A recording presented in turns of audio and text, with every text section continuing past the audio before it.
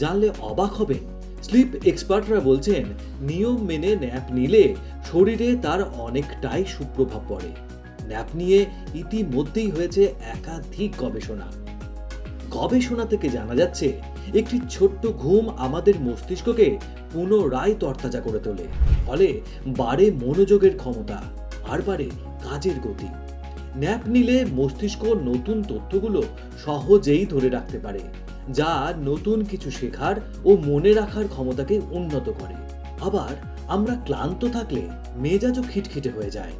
Nap তখন stress hormone কমিয়ে মনকে শান্ত এবং উৎফুল্ল রাখতে সাহায্য করে।